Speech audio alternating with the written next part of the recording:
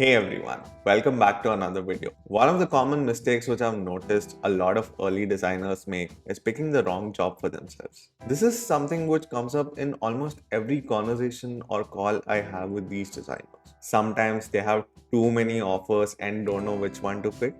And other times they don't even know where to get started or what companies to apply to. This video is my guide on how you should get started with deciding what companies to apply to, at the same time picking the right first job.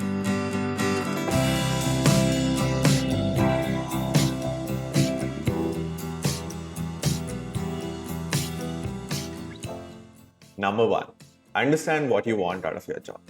Now, this might sound a bit counterintuitive, especially when most of us work for a paycheck at the end of the month, which enables us to do all the things we want to do in our life. But what you need to understand is an average human works 90,000 hours in their lifetime. And all these hours should matter more than just your paycheck. You need to understand what factors matter to you and which of these factors will play a role in your job. Some of those factors can be job description. What kind of work will you get to do?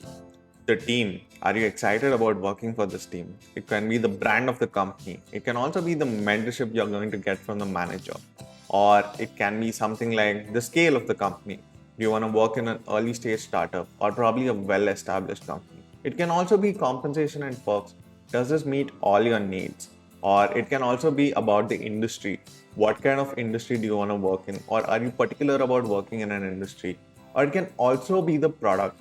Are you going to enjoy working on this product? You need to understand as well as decide what your top 5 or top 3 priorities are while looking for a job.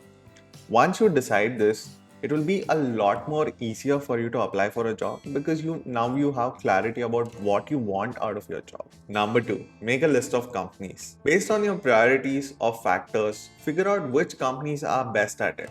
For example, if you're particular about working in an edtech company, figure out the best edtech startups. Or if you're particular about working in a very good design team, figure out which are some of the companies which have very well established design teams. With this, make a list of the 10 best companies. If you're unaware about something like what kind of mentorship is available there or what kind of product the company is working about, reach out to relevant folks and find out. Sometimes I'm more than happy to talk to you about these things. Use my Notion Tracker template, which I've attached in the description, to add these companies as well as to track and see if they match your criteria. Now, there could be a possibility where a company meets almost all your requirements except probably one, and that's completely okay. For example, it can be like an early stage startup which has a brilliant team, a brilliant product, and they're working in an industry which you really like, but they probably don't have the best brand out there yet. Or it can be something like they don't have the highest compensation structure. And that's fine. You can still go ahead and consider that. Number 3, applying for jobs. If you have the luxury of time, go ahead and apply to companies one by one. But not all of us have this kind of time at our disposal.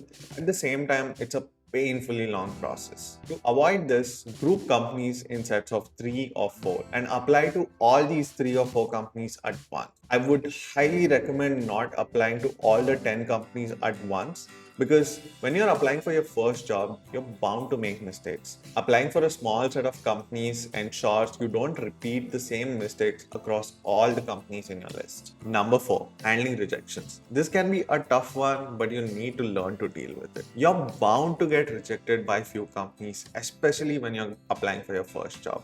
And it's completely okay. Sometimes it probably has nothing to do with you as a designer. The realities of companies change on a day-to-day basis. It can be budget cuts, can be something like the team structure change, or the role is probably no longer required. But if you're confident that you were rejected for your skill as a designer, take these learnings, make changes to your portfolio. Ensure you don't repeat the same mistakes while applying for the next set of companies. At the end of the day, it's an iterative process. Ensure you don't repeat the mistakes. Go ahead and continue applying for the next set of companies. Number 5, picking the right offer. An ideal situation can be that you get the job or the role that you hope for and everything's perfect. But most of us don't get to experience this kind of an ideal situation. If you have not received any offers, it's simple. Either fix your portfolio or improve your skills to be eligible to one of these companies, or you can go ahead and apply for the next set of companies. The choice is completely yours. But there can also be another scenario. This is when you get competing offers from similar companies. And this is exactly when you go back to your Notion template and revisit those priorities. Understand which ones make sense to you the most and which companies align with your priorities the best. I hope you found this video helpful. If you do end up using the framework and getting your dream job, do leave a comment below or DM me on Twitter. I would love to know your stories.